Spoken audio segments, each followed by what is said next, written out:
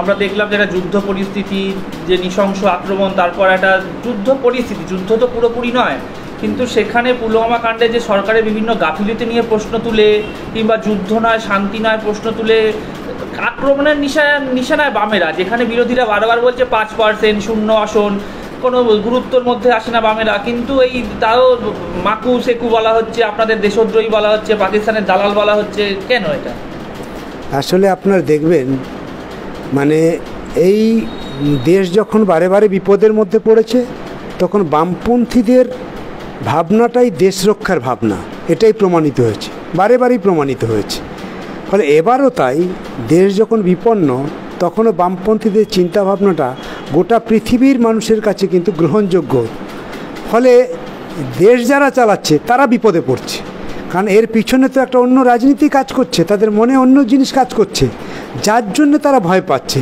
এখন সঙ্গত প্রশ্ন উঠেছে, এ প্রশ্ন তো মানুষ করতেই পারে যে আমাদের একটা এত গুরুত্বপূর্ণ জায়গা, মানে পেহেলগাঁওতে যেখানটায় আক্রমণ হলো, সেইটা মানে তুমি দায়িত্ব নিয়ে বললে যে না, কোনো মানে সন্ত্রাসবাদী এখানে নেই, সব হটিয়ে দেওয়া হয়েছে, এখন খুব পিসফুলি কাশ্মীর, এর চাইতে ভালো কিছু হতে পারে না।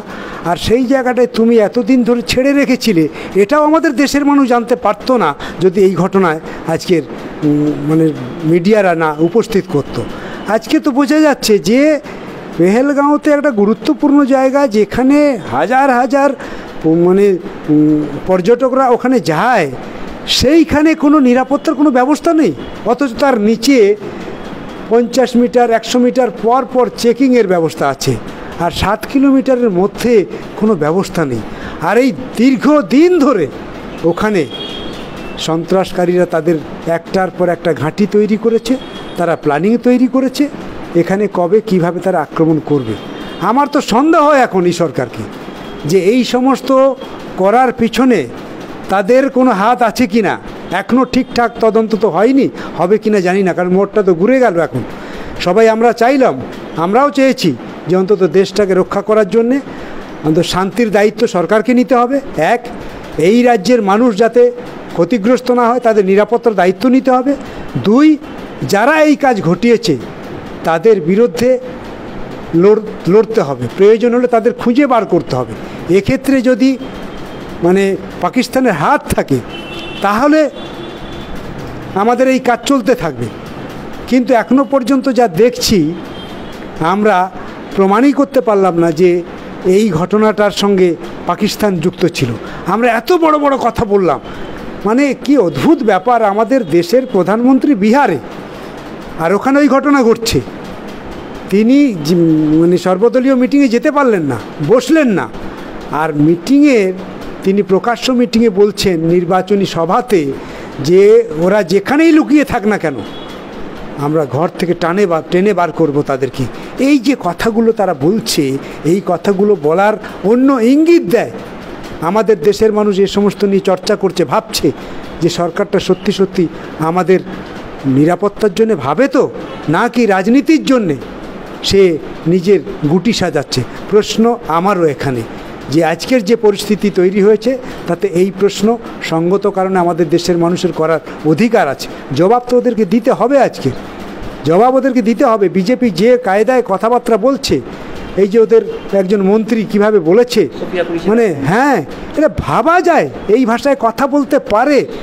যারা জান লড়িয়ে দেশটাকে রক্ষা করছে, যাদের জন্য আমাদের দেশের এত সম্মান, সেই সৈনিকরা জীবন লড়িয়ে রক্ষা করছে, তাদেরকে যদি এইভাবে বলা যায় যে আজকে সন্ত্রাসবাদীদের বন্ধু, আমাদের দেশের মা বোনেদের সিঁদুর চলে গেলে তোমার মানে পোশাক এভাবে খুলে নেওয়া হবে, মানে কি নক্কারজনক কথা।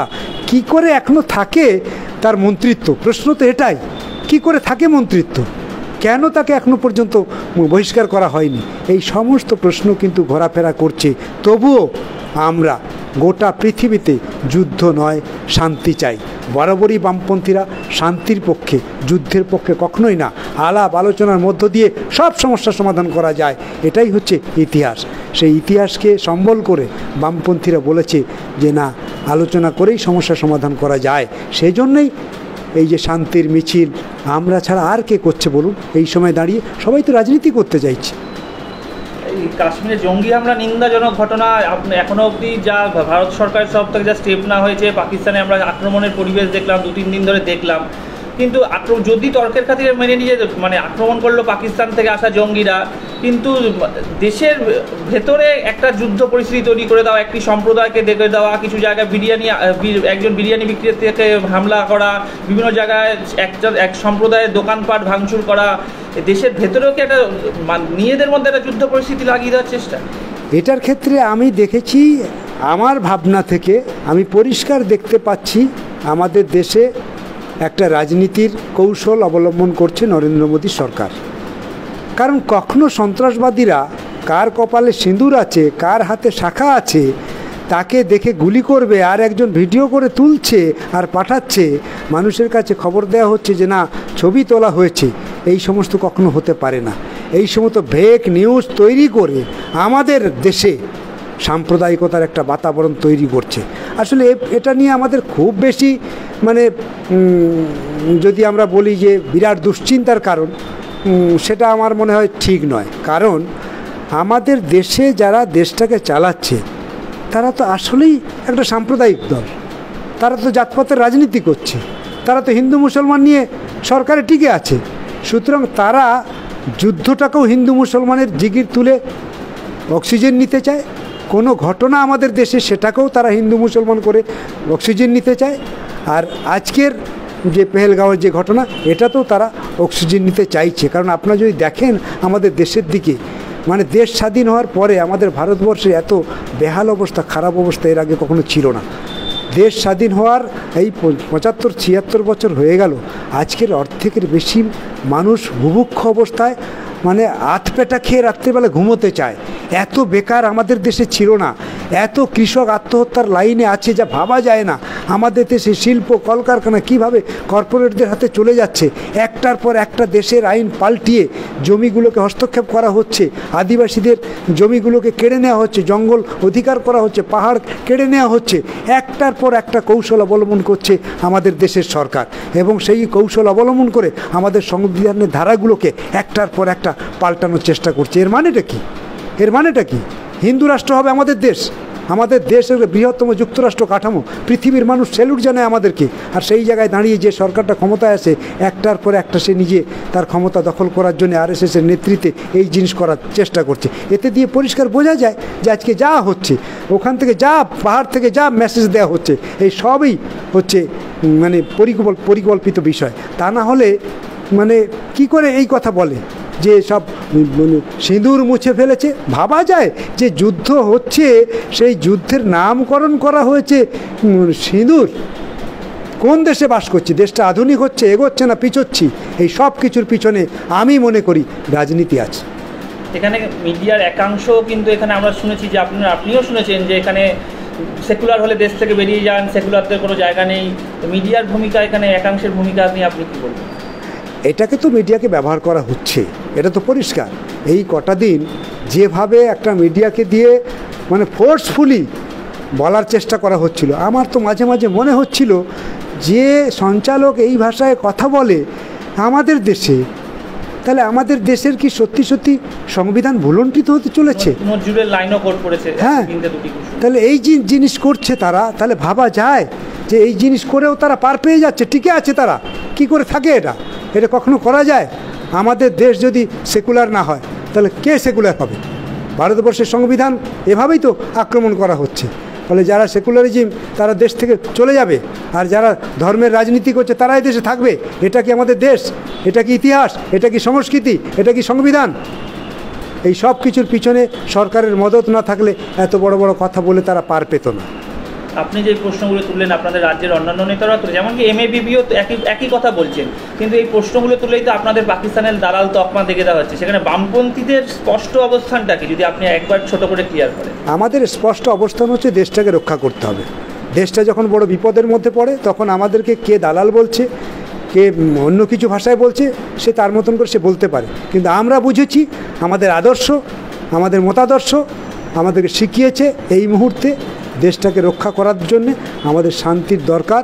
প্রয়োজন হলে সংসদ বসতে হবে, সমস্ত মানুষকে জানাতে হবে দেশটা মানুষের, দেশের নাগরিকদের, সুতরাং তাদের অধিকার আছে, তাই আমরা এই দায়িত্ব পালন করছি। যুদ্ধ পরিস্থিতি তৈরি হলো ভারত পাকিস্তানের মধ্যে, কিন্তু যুদ্ধ বন্ধ করলেন ডোনাল্ড ট্রাম্প দুবার টুইট করে, এমনকি প্রধানমন্ত্রীর ভাষণের আগে প্রেস কনফারেন্স করে বলছে যুদ্ধ না বন্ধ করলে আমরা ব্যবসা বন্ধ করে দেবো। মানে এটা সরাসরি থ্রেটের মতোই শোনাচ্ছে।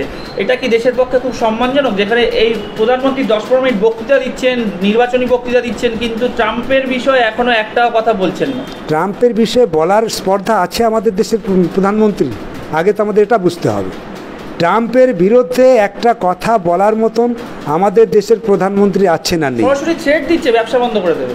আসলে প্রধানমন্ত্রীর সঙ্গে যে ট্রাম্পের একটা ভিতরে ভিতরে লাইন আছে, সেটা এই যুদ্ধের এই তৃতীয় শক্তির মাতব্বরি করার ফলে সেটা আরেকবার পরিষ্কার হলো। ফলে প্রধানমন্ত্রী যেভাবেই বক্তৃতা করুক না কেন, যতক্ষণই বক্তৃতা করুক না কেন, ট্রাম্পের বিরুদ্ধে তার কথা বলার সাহস নেই, বলতে পারে না। সেই জন্য দেশের মানুষ এটাকে উপলব্ধি করছে। এইটা হচ্ছে আমাদের যথেষ্ট, এইটা হচ্ছে আমাদের প্লাস পয়েন্ট, যে দেশের মানুষ অন্তত উপলব্ধি করছে যে আমাদেরকে অপমানিত হতে হচ্ছে, আমাদেরকে অপমান করছে, অথচ আমাদের দেশের একটা সরকার আছে, সেই সরকারও এই অপমানের দায় স্বীকার করছে না। ফলে মানুষ তার এই যুদ্ধ থেকেও একটা শিক্ষা নিল। ফলে মানুষের সেই শিক্ষা আগামী দিনে আমাদের দেশটাকে নিশ্চিতভাবে রক্ষা করবে। শেষ প্রশ্ন, ভারতবর্ষে আপনি যে জাতপাতের রাজনীতি কেন্দ্রীয় সরকার করছেন, আপনার অভিযোগ তার একটা হাওয়া বাংলা রাজনীতি তো বাংলায় সেটা ছিল না, কিন্তু লাস্ট 5-7 বছরে সে, কিন্তু এই মুহূর্তে সেটা আরও প্রকট 2026-এর নির্বাচনের আগে।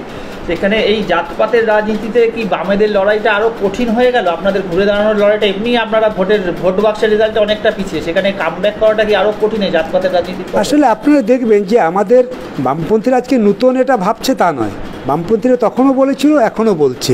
সেটা হচ্ছে আমাদের রাজ্যে যে শক্তিটার অভ্যুত্থান ঘটেছে না, যে শক্তির অভ্যুত্থান ঘটানো হয়েছে মমতা ব্যানার্জিকে দিয়ে, সেটা তো আরএসএসের একটা বিরাট বড় পরিকল্পনা ছিল, সেটা তাদের স্বপ্ন পূরণ হয়েছে। সুতরাং আরএসএসের যদি বলি আমি, দুটো সন্তান, এক হচ্ছে বিজেপির নরেন্দ্র মোদী, তার কন্যা সন্তান পশ্চিমবঙ্গে আছে। সুতরাং এরা পরস্পরের কাজ করে যাচ্ছে। সুতরাং মমতা ব্যানার্জিকে রক্ষা করার দায়িত্ব হচ্ছে আরএসএসের, মমতা ব্যানার্জিকে রক্ষা করার দায়িত্ব হচ্ছে বিজেপি নরেন্দ্র মোদী। সুতরাং পরস্পরের পরিপূরক, এ বিষয়ে কোনো সন্দেহ নেই। যে যাই বলুক না কেন, এটাই হচ্ছে বাস্তব। এই ক্ষেত্রে দাঁড়িয়ে আমাদের লড়াই যেভাবে শুরু হয়েছিল, সে লড়াই জারি আছে। যত আমাদের লড়াই শানিত হচ্ছে, তত বেশি তৃণমূল এবং বিজেপি এদের অবস্থানটা পরিষ্কার হচ্ছে মানুষের মনে। ফলে মানুষের মনে যদি ক্লিয়ার ধারণা তৈরি হয় যে তৃণমূল এবং বিজেপি পরস্পরের পরিপূরক, তারা কিভাবে কেন পশ্চিমবঙ্গে মমতার মতন একটা শক্তিকে এনেছে, সেইটা মানুষের মধ্যে তৈরি হলে আমাদের লড়াইটা সহজ হবে। সেই জন্য আমি মনে করি যত দিন যাচ্ছে তত আমাদের লড়াই আস্তে আস্তে করে সহজ হচ্ছে, মানুষ আমাদের পক্ষেই আসছে, মানুষ বুঝতে পারছে আমাদের এই জাতপাতের রাজনীতি মানুষের অধিকারকে কিভাবে খর্ব করছে, মানুষ বুঝতে পারছে আমাদের দেশের রাজ্যের শিক্ষা, রাজ্যের স্বাস্থ্য, মানুষের কাজ, মানুষের জমির অধিকার সব কিছুকে কিভাবে হস্তক্ষেপ করছে এই দুটো শক্তি। সেই জন্য আমার মনে হয় না যে আগামী দিনে তৃণমূল ও বিজেপির বাইনারি এবার বামপন্থীদেরকে খুব বড় একটা ধাক্কা দিতে পারবে।